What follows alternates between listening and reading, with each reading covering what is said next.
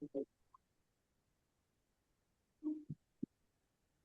Assalamu alaikum, Brother Habib, Brother Mahdi, everyone on joining us in Zoom and everyone here joining us in the masjid.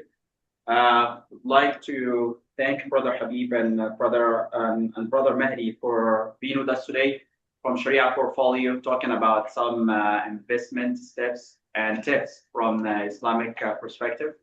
Inshallah, towards the end, we will have the time for the Q&A session. For those who are joining us on Zoom, please put the question in the chat. For those who are joining us from the masjid, inshallah, there's, I guess also, Brother Habib mentioned earlier, there will be a QR code that they're going to share with us for everybody to share the question. I guess it's the best to do it with the QR code. If other questions or you feel that question is not answered, inshallah, can drop it in the chat or you can raise your hand over here. Brother Habib also mentioned we'll have some interactive activities, and he's going to talk about this, inshallah. So if you guys don't mind, Brother Habib, Brother Mani would like to welcome you, and also if you don't mind, you can share like a short introduction about yourself. And may Allah subhanahu wa ta'ala reward you for being with us today and for your patience and for your time. Jazakumullah khair. The floor is yours, inshallah. Bismillahirrahmanirrahim. Assalamu alaikum wa rahmatullahi wa barakatuh, everyone. Thank you for coming out. Thank you for coming out on a Saturday afternoon. I know nobody wants to be here. My name is Habib Anwar, and I'm the advisor team manager here at Sharia Portfolio. I've been in this business for about 5 years. With me is Mahdi Walji, one of our investment advisors. Between us, we are going to spend the next 45 minutes or so to answer one specific question. What does it actually look like to invest in a way that doesn't compromise our faith? We'll cover what halal investing is, or Sharia compliant investing. I don't like to use the word halal, but rather Sharia compliant.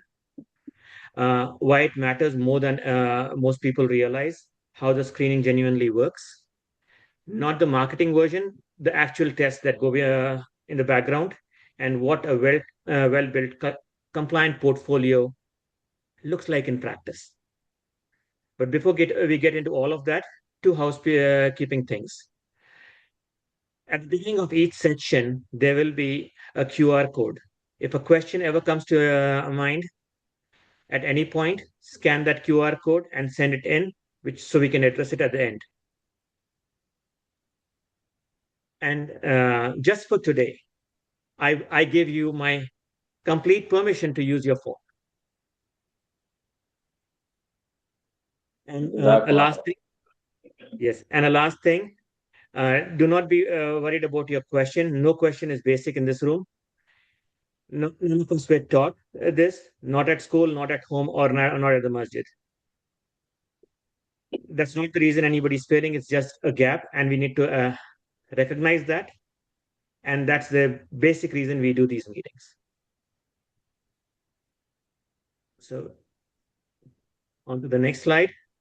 This is one slide that I have to put in. I don't know why it went to the... Yes, this slide. Everything today is educational commentary. It is not individualized investment advice. Sharia Portfolio is registered with the Securities and Exchange Commission as an investment advisor. Registration does not imply any particular level of skill or training. Nothing tonight is an offer to buy or sell any security. And all investing, please remember, carries risk, including the possible loss of the money you put in.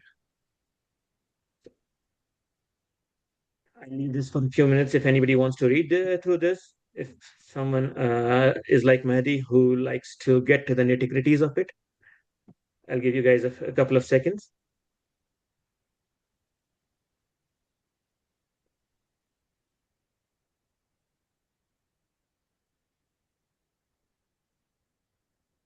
If any of you want advice to your specific situation, that's a different conversation. It's not that we are going to have here, but it's a one-on-one that we can have by setting up time that is not on the masjid's clock.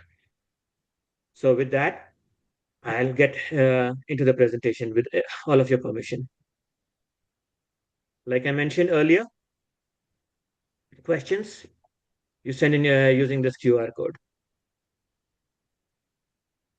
So what it says that risk comes from knowing what you're doing, not knowing what you're doing. That's the thesis for the whole evening today. In this job that I have been at for the last few years, I've noticed that when somebody says that they're not investing, it's almost not because they sat down, weighed upon it, or decided against it. It's because nobody ever took the time to explain to them in a manner that respected their faith and their values. We are worried about riba. We are worried about what's actually inside uh, an investment instrument, whether what we are doing is right, so that the money that you have worked hard towards is used the right way. So the consequence of this, we do nothing. The money sits in a checking account and we stop thinking about it. But remember, doing nothing is also a decision. It just doesn't feel like one. So with that, uh, you need to first know who's talking to you. We are from Sharia portfolio, but at the core, who are we? We do four different things. We ensure that we follow some standards. We follow the standards set by IOFI, which is an outfit out of Bahrain and respected globally in the developed world. They provide standards that financial institutions across the world are currently following. Then the work that we do is separately audited by a third party Sharia audit firm called Raqaba. So it's not just we look at some standards, we do it ourselves. No, it is audited by an external firm. Then we employ a lot of research into financial statements, PE ratios, who's running the company, what earnings look like, what's happening in that industry, who are the competitors, etc., etc. Then we work with individuals, families, and business owners, and provide them a holistic planning position. We look into retirement, we look into education, we work with your estates, we work with your charitable giving, we work with 401k plans for your organizations, or if the organization is small, SEP or the others. And most importantly of all, we are legally obligated to prioritize what is in your best interest rather than us. We are a fee only investment advisors, and um, most brokers, bankers, and money managers earn a commission. We don't sell products, we earn no commission revenue. Our compliance does not permit it. We are only a fee based organization. So, with that, our mantra is fiduciary duty is a standard of care. It is not a promise about your investment results. The story started in 2003 when the firm was founded by Naushad Virji, our founder. And in tandem, he established Sharia portfolio, offering Sharia compliant portfolio management in 5 states where his Muslim clientele resided. Fast forward to 2014, we registered with SEC and we expanded to more states. In 2019, SP Funds is established and we launched private real estate, compliant real estate funds for qualified investors. 2020, we established Sharia Portfolio Canada and Global Wealth to serve Canada and international clients. For this timeline is, it is not something that we just discovered. or when it became fashionable. No, we actually spent and did the hard work in growing the company organically. Coming to 2024 and 2025, in the last 2 years, we have seen significant growth. We reached a billion as a group of companies, then we reached two, and today we stand at $4 billion in assets under management as a group of companies. In 2025, we established SP Finance to widen our access to ethical financing through SP Zero Auto Finance and the likes. This is important because the gap in our community was never investing. It was about financing, buying a home, capital for business, being told the only options available for you involve interest. No, we know that there are easier and the right ways to do it. So with that, I'll delve a little bit into what do we offer as a group of companies. We have private funds through our sister concern SP funds that work in real estate and crypto strategies. Then we have fixed income funds, Sukuk. It is important to spend a couple of seconds here to think through. We've always been told that bonds are off the table because they are interest based. So we don't look for anything else. However, that's true of conventional bonds. But there is an alternative out there, and that is called Sukuk. Instead of lending money at interest, you own a real share of a real asset, and you get a share of what the asset produces. Then we have our sister company, SP Funds, having launched ETFs that mirror the indexes S&P 500, global markets, real estate, all screened through our Sharia advisor and audited by Raqaba. Then finally, this is where our portfolio management team comes into play. Halal stocks. Like I said, I don't like the word halal, but we use halal, and it effectively means Sharia compliant. These are handpicked by our portfolio managers. They review each investment through a variety of screens, which we will come address in the next few slides. So,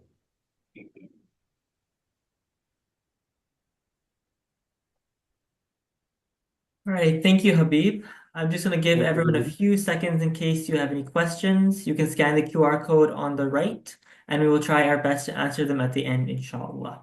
We're going to give you just 1 minute in case you want to put any quick questions down.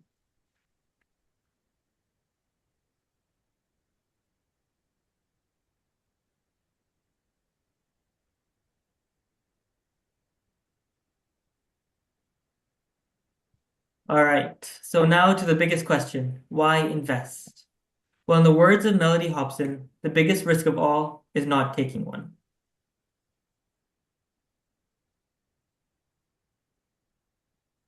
When people don't find avenues to let their money grow, they tend to miss out. If you take a look at the graphs on the screen, you can see that in the bigger picture, the overall stock market has historically gone up in the long run. Now compare that to the depreciating value of your US dollars, and you'll notice that the biggest risk truly is not doing anything. Short dips are normal, but our goal is to invest for the long run. Now we're going to have a little bit of an activity. Please scan the QR code on the screen or join at slido.com and use the number 1695125. And please answer the question, do you participate in a company-sponsored retirement plan? That's a 401k, 403b, etc.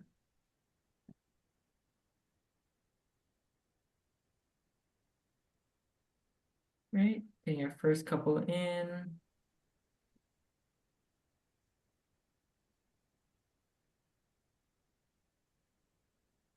Alhamdulillah, getting a lot of yeses.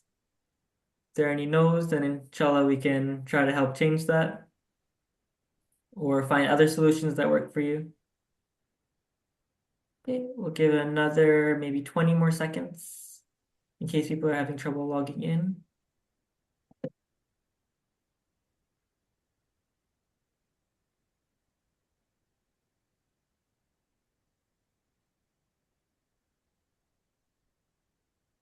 We'll get 10 more seconds.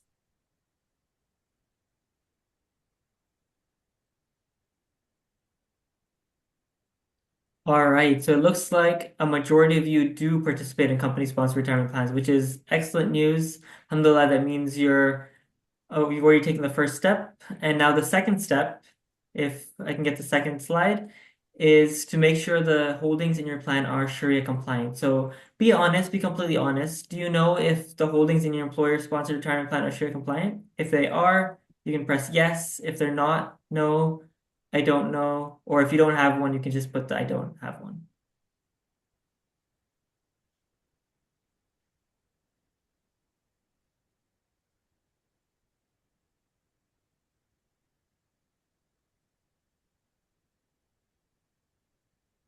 It looks like a majority of people don't know, which is something that we can definitely solve, inshallah.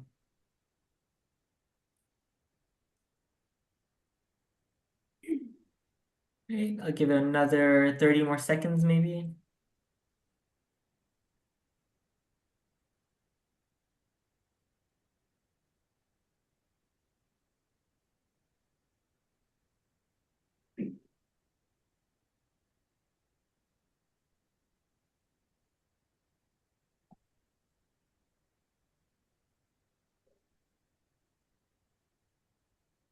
All right, okay, so it looks like a majority of people don't know. That's something that's definitely solvable. We can do that. If you want to speak to Habib and I afterwards, then we can 100% go over your statement, help you do that, or any other advisor can also help that. So we'll go on to the last quiz. It's a true or false question. True or false? You can roll your old company-sponsored retirement account into an IRA. Is that true or false?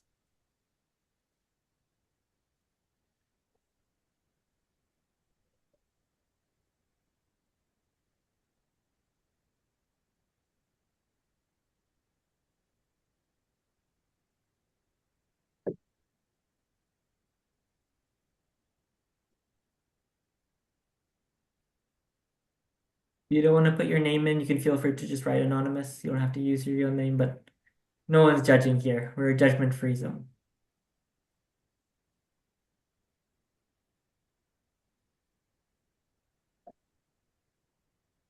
Okay, I'll give it about 30 more seconds.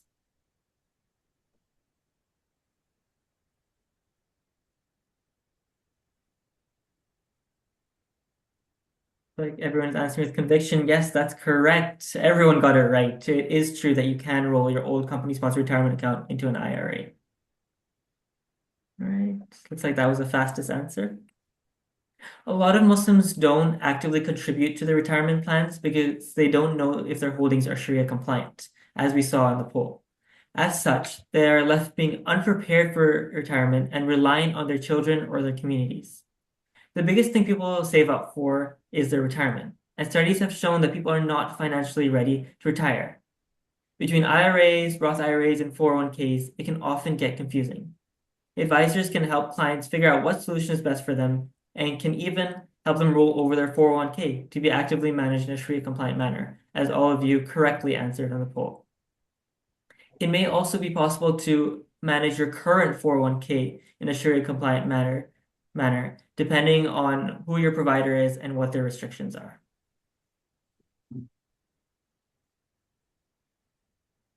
Now, investing doesn't just have to be for retirement. People often invest to save for their other goals, like buying a house, Hajj, children, and charity. Advisors also take client goals into account when developing their strategies and can help choose which accounts are best for them.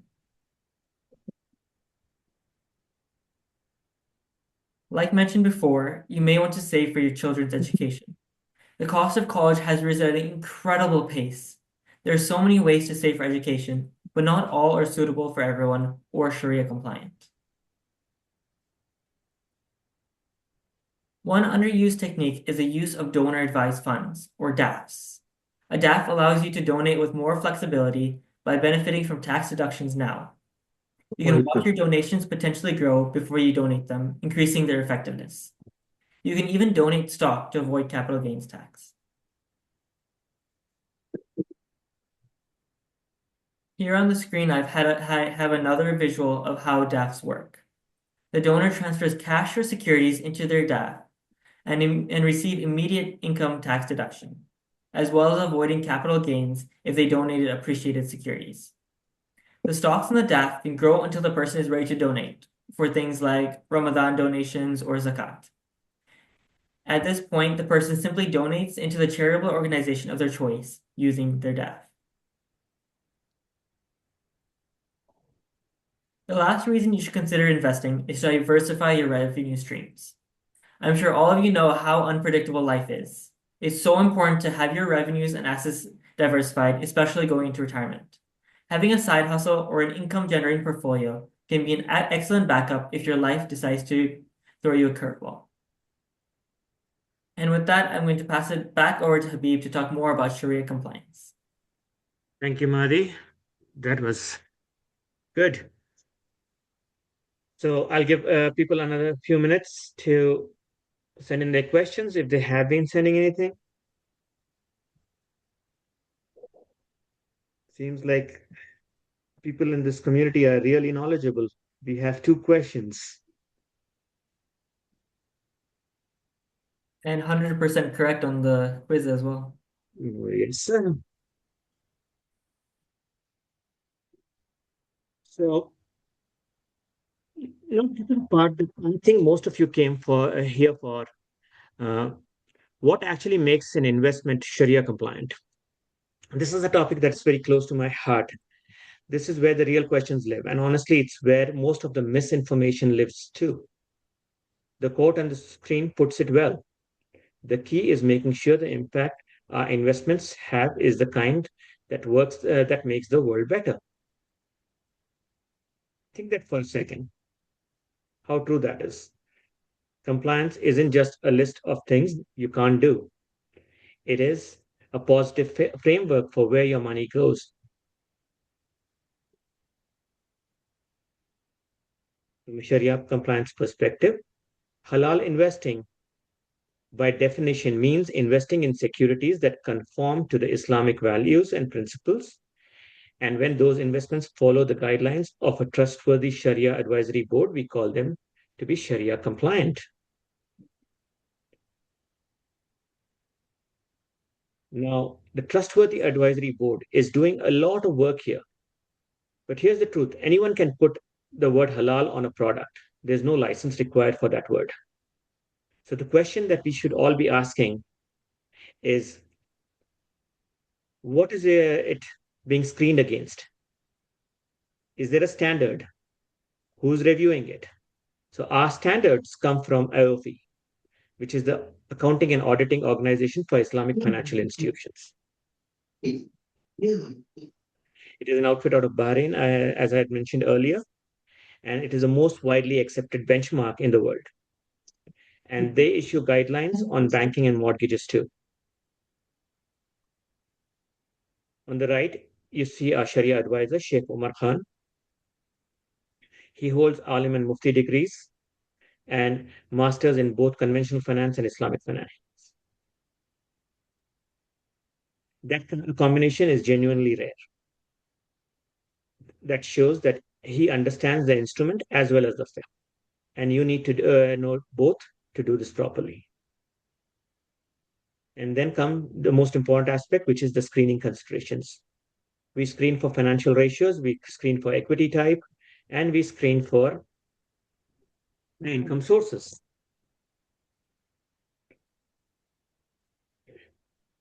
Here are a few the compliance tests that every security that we bring on goes through.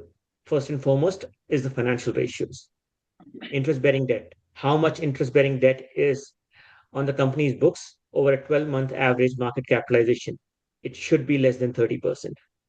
Cash or cash equivalents in the security as assets should be less than 30%. You might say, why so? Interest-bearing debt is very clear, right? You're paying interest. That's why it should be under. But why cash? That means more cash result in more your money attracting interest. So that should be less than 30. Cumulative revenue from non-compliant activities and non-operating income should not exceed 5%. What do you mean by non-operating income compliant activities? That's where you see on the right side, non-compliant income sources, which is if income is coming from gambling or weapons and arsenal, alcohol or tobacco, music and broadcasting, pork products, adult entertainment, and the likes. And finally, the types of equities. What do you mean by type of equities? Preferred shares are not permissible. Convertible notes are not permissible. Uh, Conventional fixed income is not permissible because they have interest bearing components by construction. So none of those work.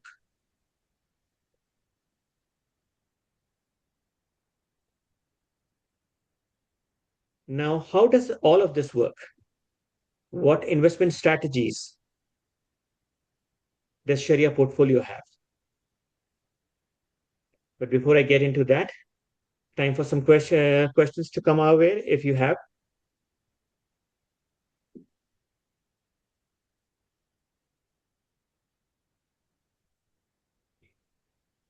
Shelby Davis says, invest for the long haul, but don't get too greedy and don't get too scared.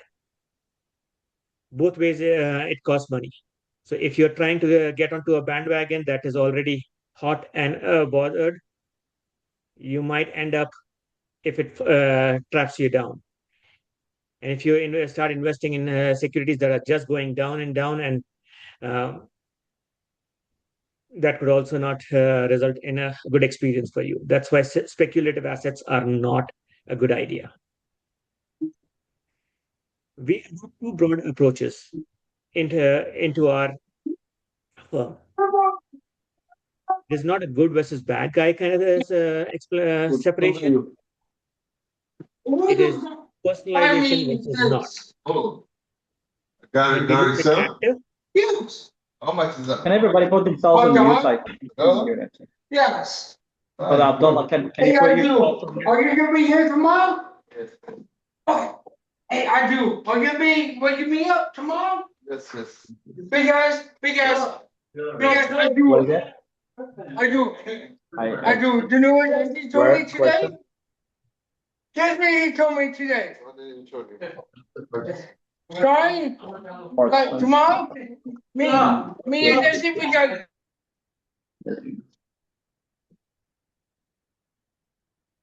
are you good? Go. Yeah, can you share? Yeah, okay. There you go. No worries. So we follow two broad approaches, active or the passive. In active, there is a lot of personalization, deliberate strategy, tax loss harvesting, and we try to outperform the market. Tax loss harvesting is underrated, by the way. Deliberately realizing losses might feel, why should I be taking losses? But they can help offset gains and can have a real tax impact. Your CPA could speak to it. Passive follows an index. It has lower fees, works well for smaller investors, and it seeks to match the market rather than beat it. Here's the twist for us specifically. I don't think many people have ever thought of what an index holds. You can't buy the whole index because in S&P, even though there's a 500 a list of 500 companies, not all companies in that index are Sharia compliant. There are all those non-permissible income sources. Those companies also exist. So what option do you have? You have ETFs or mutual funds that strip away those non-permissible sources. So when we say passive halal fund, it's also you're already making active choices about what you want left out of your investments. The only real question here is whether it's known to you, whether it's disclosed to you.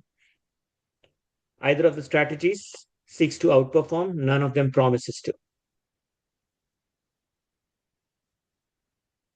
Investment styles. When someone is working, I'm sorry. Yes.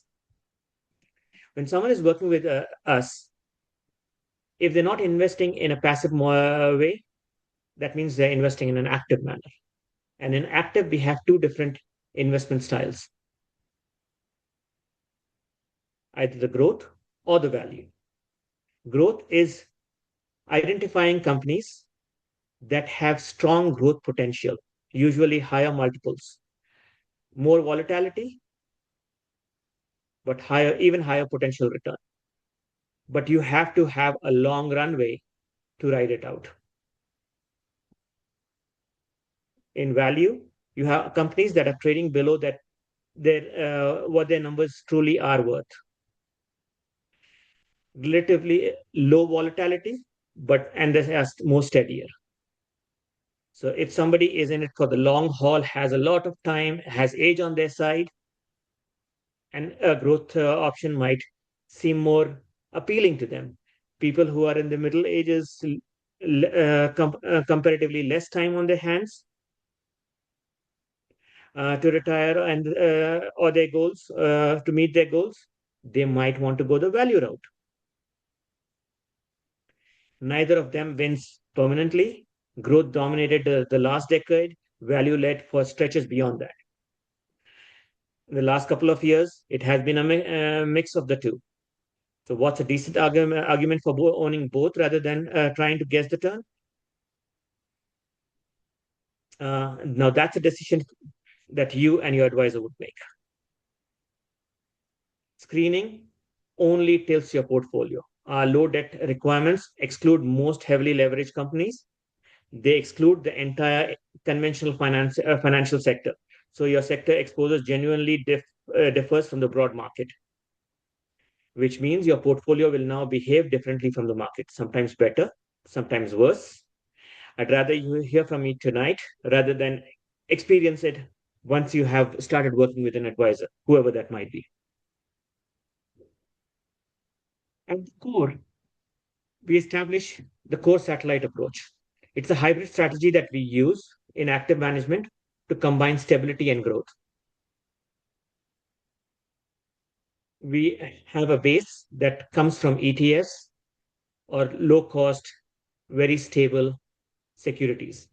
And then on top of it, depending on which bandwagon you are on, growth versus value, we have individualized stocks that are picked that tend to outperform the market, tend to outperform the higher cost related securities. So that is where the value comes in when you are working with an advisor. The next slide allows you to think, just see how the progression happens. In an aggressive, like I mentioned a little while ago, say people who have a longer time horizon, not just by emotions, but in terms of years, people who are more able to take risk, people who do not need the money, who can wait for the money to grow and compound over years. Mehdi was talking about the stock market giving a 973% return during the same time where our purchasing power reduced by half. On the flip side is if you have a shorter time duration, you are more into sukuk and everything else is in between.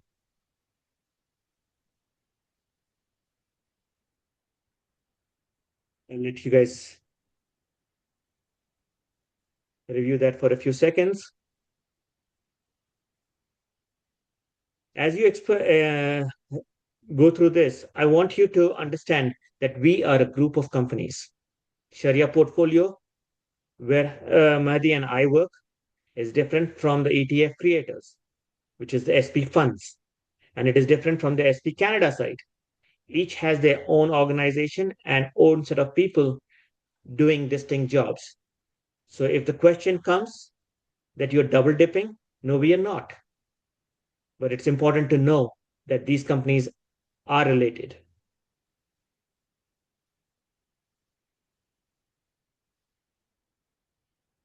If you look at this slide, I want you to take away just one thing. Risk isn't something that you eliminate. It's something that you work with and you calibrate. A 25-year-old with 40 years ahead of them for retirement should not be in the same portfolio as a 68-year-old drawing income. Neither of them should have to compromise their values, and that's what Sharia portfolio brings to you.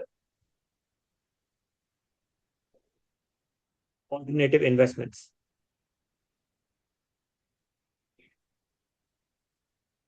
Our traditional, if anybody has been in the finance, has been to say, put 60% in equities, 40% in bonds, and you're fine.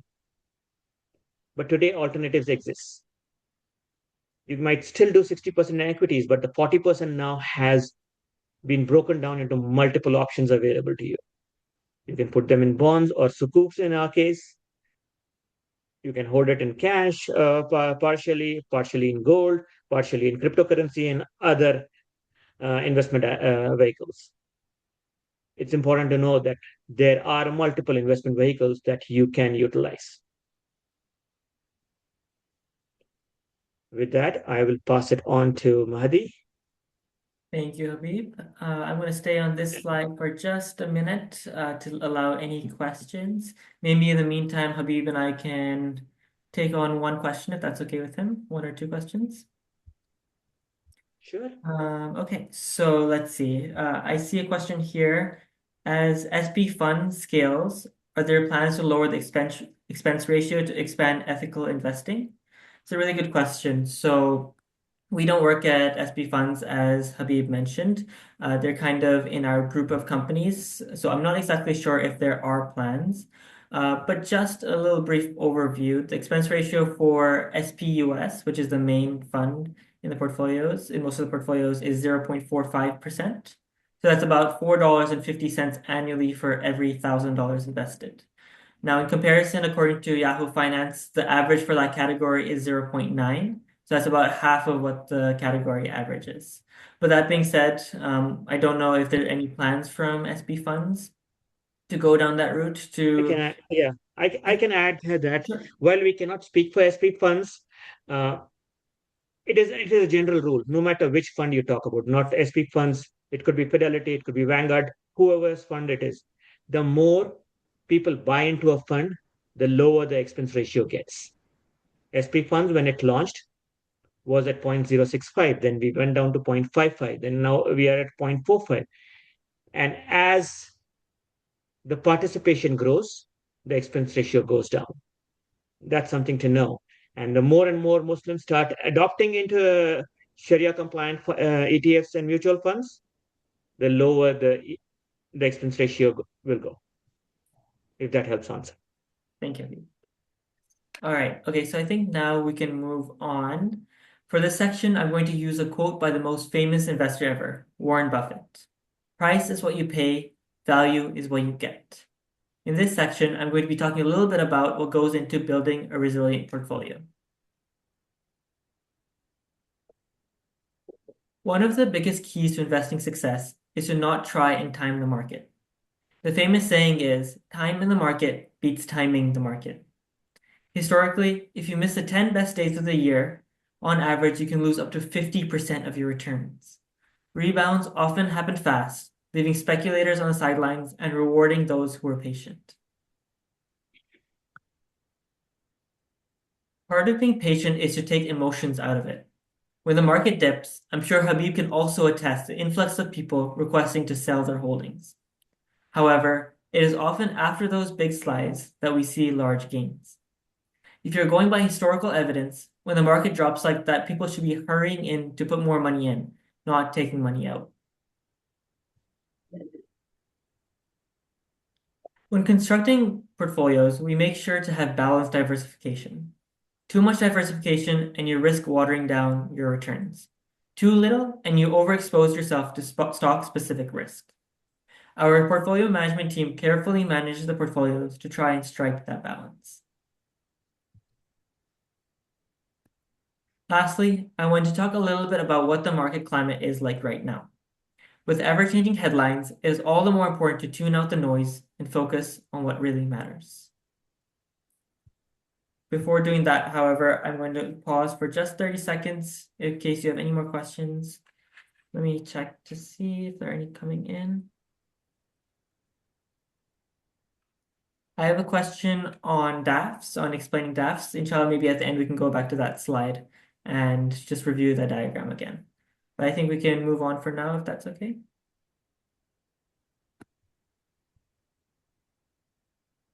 One of the highest correlations to the stock market performance is the Federal Reserve. Their decisions on rates influence so many different parts of the market. Stocks are constantly trading on expectations of what the Fed will do. Raising rates, typically due to inflation, dampers stock returns, while lowering rates, on average, does the opposite. This inverse relationship can often explain stock market strength and weakness.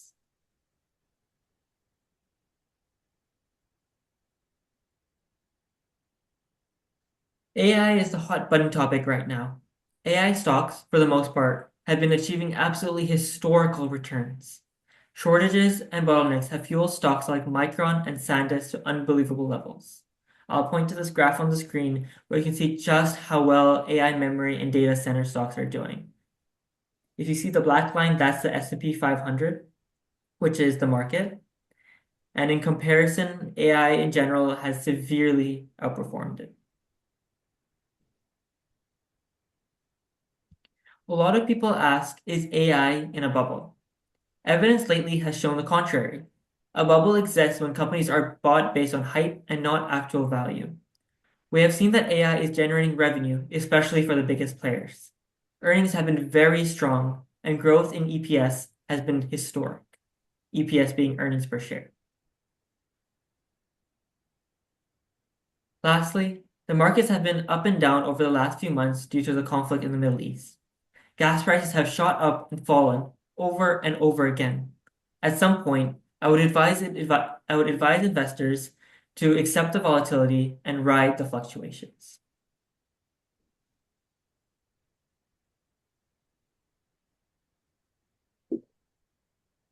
So, thank you, Mahdi. That was extremely very informative. This is our last slide. But before we get into this last slide, I want you to take time for any questions you want to send our way, and then we'll address the scenario, and then we'll get in to all the remaining questions that we have.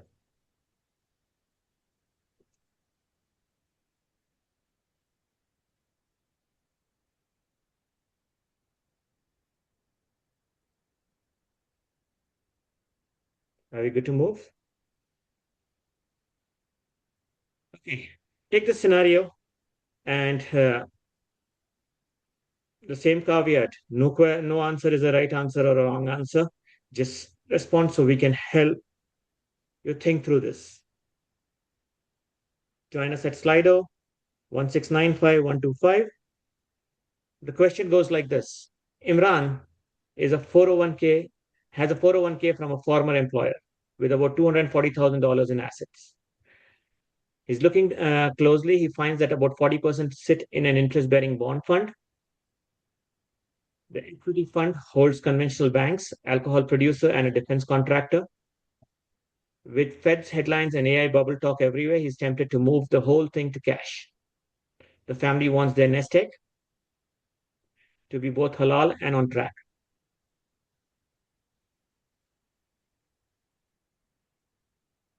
Remember, I haven't said Imran's age.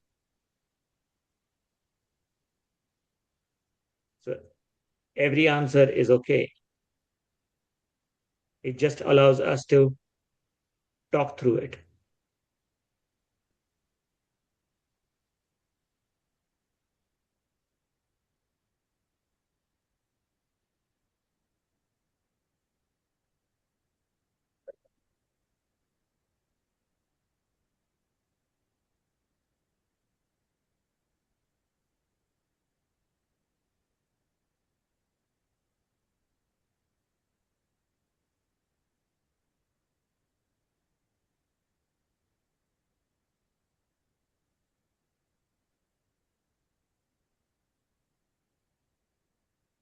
Okay, we'll give it We have 13 responses. Let's get them to 20 if we can.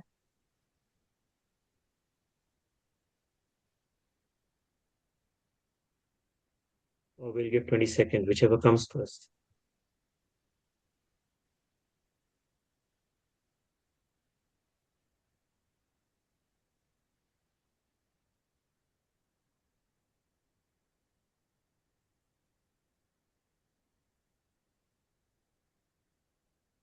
All right. So moving on, let's examine this closely. First and foremost, the bond fund is interest bearing. So it fails on equity type it's alone. So that's the compliance problem that we have to deal with as a Muslim. It's a former employer's plan. That means there is an option to generally roll it over into an either an IRA or into a new employer's plan if you have a new employer. The decision making aspect here would be whether the new employer has the ability for you to invest in a Sharia compliant manner. Important thing to note, many 401k plans allow the process of self directing these days. So it might be something worth looking into when you change a job. Third, yeah, moving into to cash is also a decision. Good, bad, I'll leave it to you. Remember the two charts that Mahdi shared earlier? One in which how much the stock market grew along the same time that our money were purchasing power reduced by half, or missing the best 10 days that he spoke of. Those are both important things to be tracking. Finally, it is not an all or nothing. There's always a middle path of staying non-compliant and selling everything. A compliant model that suits Imran's age, his timeline, and how he actually reacts when the market drops. That option is also exists. Finally, rollover mechanism and tax treatment depends on his situation alone. Everyone's situation is different, and it is important to be cognizant of that. And I'm sure some of you are Imran, but with different numbers. And if you need someone to just talk to you or guide you through some things, Mahdi and I are always here. We'll leave our contact details at the end of this presentation, which brings me to the last slide. You can send an email to Habib at Sharia Portfolio, Sharia without an H, portfolio.com, or Mahdi at shariaportfolio.com. Or you can send us your inquiry using the QR code.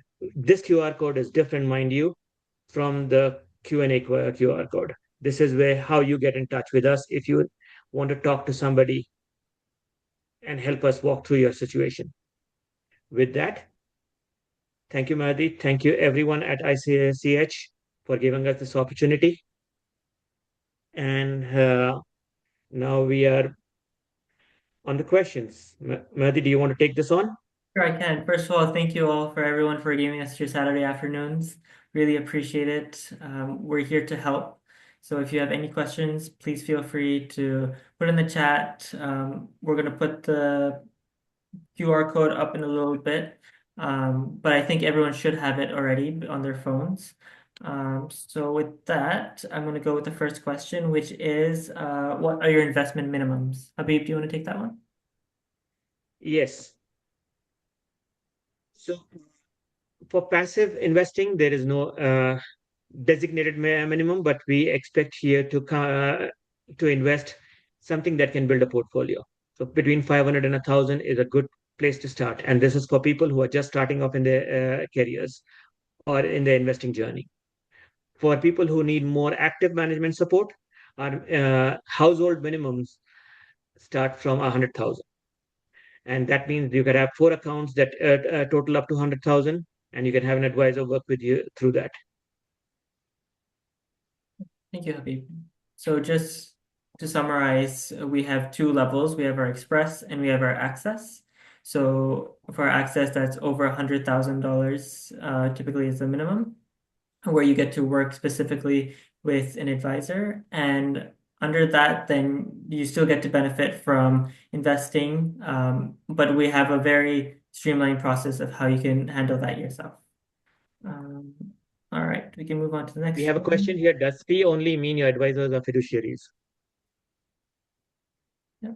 You want to take that, Mehdi? Sure, I can take that. So it's kind of two different things. We are fee only, which does come into being a fiduciary because we don't make money off commissions, off stocks or anything. We have your best interest in mind. So yes, they go hand in hand. Because we're fiduciaries, then we only take fees. We don't charge per call. We don't bill you per meeting. Instead, we take a small percentage of your AUM, which is around industry market levels. Do you want to add anything to that, Habib? No, I think you answered it well, sir. Perfect. Okay, I think we have a couple of questions on DAFs, which are donor advised funds. So do you mind just going to the slide with DAFs?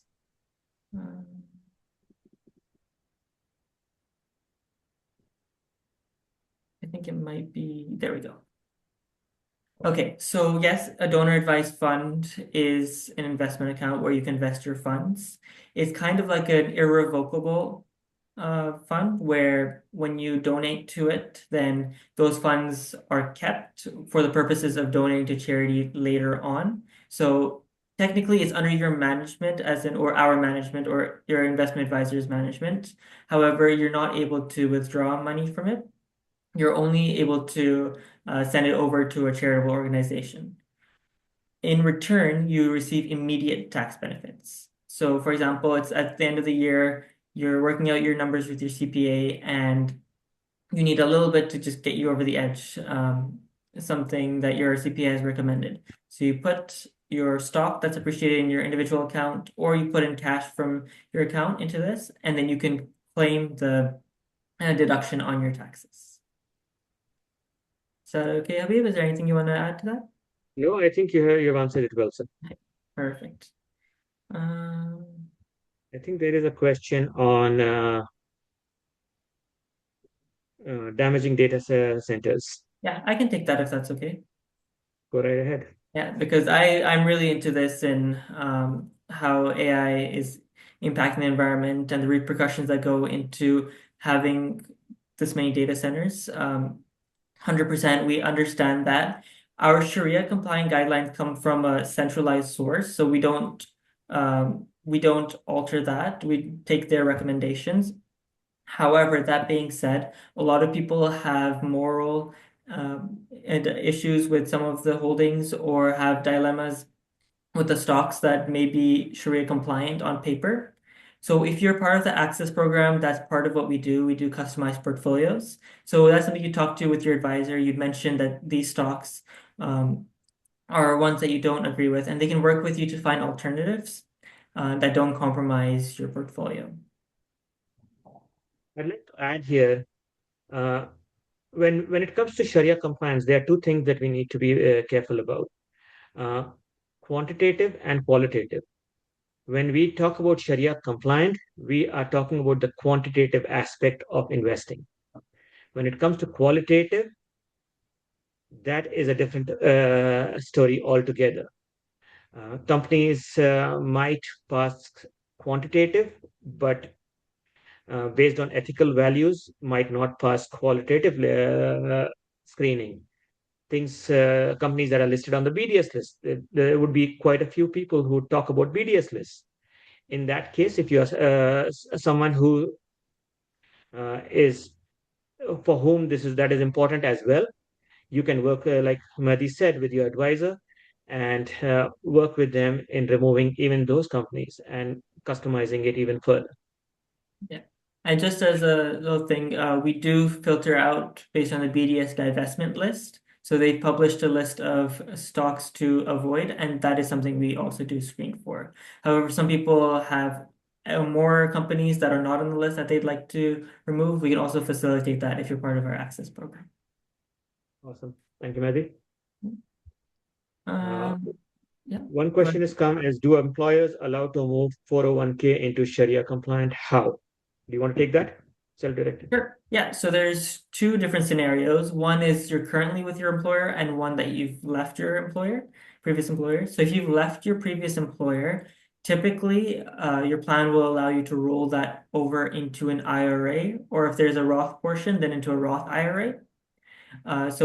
And then your advisor can help you facilitate that, moving those funds from your 401k to an IRA that is managed by a company like Sharia Portfolio. So that's just moving the funds. The other scenario is if you're still with the employer. In that case, select providers will allow you to have a self-directed option, which means you can choose the stocks that you invest in. And with that, we can have a limited power of authority where we can manage those funds. But that really depends on who is the custodian for your plan. I know Fidelity doesn't allow that. However, other ones like Charles Schwab and Vanguard should allow that if your plan allows them. And just to add that if you have an advisory relationship with any advisor, some advisors also take out the time and look at your investments at Fidelity or others and help you provide you pro bono advice. We might not be able to get a fee of it, but the purpose for our existence is to ensure that we help people achieve a Sharia compliance in the best way they can. There is a question here: what AI companies we should invest in? Again, this is not an investment. We cannot provide investment guidance here. If you were to speak to an advisor, that would be a one-on-one question to ask. And there's a question about what is the Federal Reserve and how is it used to benchmark performance? Madhi, if you want to take that. Yeah, sure. So the Federal Reserve is the central bank in the US. Like, for example, in Canada, they have the Bank of Canada. Every country has their own that sets the monetary policy. So that's setting the rates. If you think about if someone says, oh, why don't we print more money? Well, that's who controls that. They control the monetary policy, make sure inflation doesn't get out of hand, making sure that the borrowing rates for banks are set at a certain level to compromise both unemployment, inflation, GDP growth, things like that. So they actually have a lot of power in the US, but they do so by setting monetary policy, so policy associated with money. Now, for benchmark performance, we don't use them to benchmark performance. However, we can see how the different rates impact the returns of the market. And one way that happens is if the borrowing rates are a certain level. So, for example, if you've ever had borrowed from the bank, or if you know of someone that has a mortgage, you'll know that rate fluctuates. And that's a trickle-down effect from the Federal Reserve. So how much it costs for companies to borrow money affects how much they spend, how many people they employ. So it's really a trickle-down effect. So a lot of economics is figuring out how exactly that rate impacts the stock market, if that makes sense. There are two more questions that I'll respond to. Follow-up question on moving 401k to Sharia compliant on Fidelity. It asks to change your investments. Do we pay fees or taxes on these sales? A 401k is a tax sheltered account, and any internal exchanges are not liable for taxes. You don't pay any fees or taxes on those sales and moving into Sharia compliant investments. And the final question that I have here is, can these slides be shared? We'll run them by compliance, so we'll check with them and we'll be in touch with the ICCH folks, and they in turn can share it with you based on what is shareable. Are there any other questions? You know, Habib, is it okay if we go back to the QR code page or any of the pages that have the... Yeah, if anyone has... No, I think this is a better one. You can... Okay, sure. Sounds good. You can send this one. Yeah, the last slide.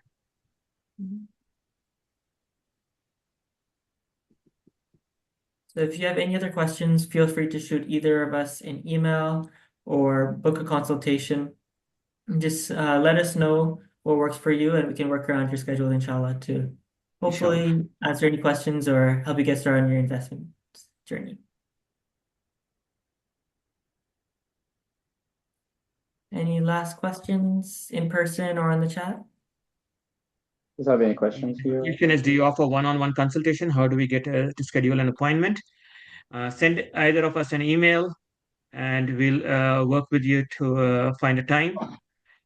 Or you can just send us an inquiry, and we'll send you an email to follow up with a follow-up set of documents and a link to our booking link. For those who want to schedule an appointment with Habib and Mahdi, maybe you can take a picture of this. For those who are in Zoom, also you can take a picture. If you guys want to take a copy and paste these emails in the chat, for those, it might be easier for those who are in Zoom.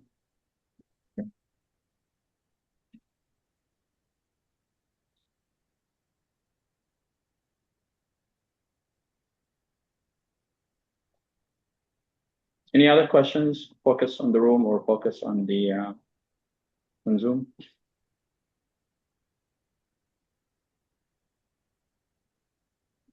Okay, so you guys shared the emails here.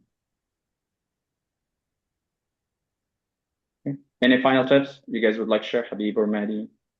No, I think we've given an overview, and yeah, feel free to ask any questions, set up a time with either Mahdi or myself, and we'd be happy to walk you through. You don't have to open an account with us, and no consultation is charged. So Yeah, no pressure at all. If you want to pick our brains, that's completely fine. We're happy to do it. It's both of our life's passion, I can tell you that. So thank you all so much for having us. Inshallah, sometime in the future, maybe we can do an in-person session. I'm not far away. I'm just here in Vancouver. So hopefully, inshallah, one of these days, then I would be happy to come and meet all of you in person, inshallah. Jazakallah khair. Are you in Vancouver, Seattle, or Vancouver? No, Vancouver, Canada, but I work on the SPUS side. Okay, mashallah. Still nearby. Very nearby, yes. I checked it yesterday. All our advisors have the ability to work throughout the 50 states and territories. So you can work with any of our advisors, and they'll be happy to get the same service with any of us. Okay, Jazakallah khair, Brother Habib, Brother Mahdi. Last chance for questions in person or in Zoom. Okay, I don't see any questions here. I guess all the questions came through the QR code, which was a great idea. Okay, Jazakumullah khair. Thank you for your time. May Allah subhanahu wa ta'ala reward you for our efforts. So we're just going to conclude with a short dua. We ask Allah subhanahu wa ta'ala to guide us to what is best in this life, and we ask Allah subhanahu wa ta'ala to guide us to what is best in the hereafter, in the akhirah. We ask Allah subhanahu wa ta'ala to purify our hearts with the Quran. We ask Allah subhanahu wa ta'ala to help us to follow the sunnah of the Prophet sallallahu alayhi wa sallam. And we ask Allah subhanahu wa ta'ala to give us success in this dunya and in the akhirah. Allahumma ameen. ربنا آتنا في الدنيا حسنة وفي الآخرة حسنة وقنا عذاب النار اللهم علمنا ما ينفعنا وانفعنا بما علمتنا زدنا علما صلى اللهم وسلم وبارك على محمد وعلى آله وصحبه وسلم جزاكم الله خير. Thank you all. Inshallah, having Dhuhr time, inshallah, will be in 1:30. The Iqamah for Dhuhr time will be 1:30, inshallah. جزاكم الله خير. Assalamu alaikum wa rahmatullahi wa barakatuh. Assalamu alaikum, everyone. Thank you so much for having us.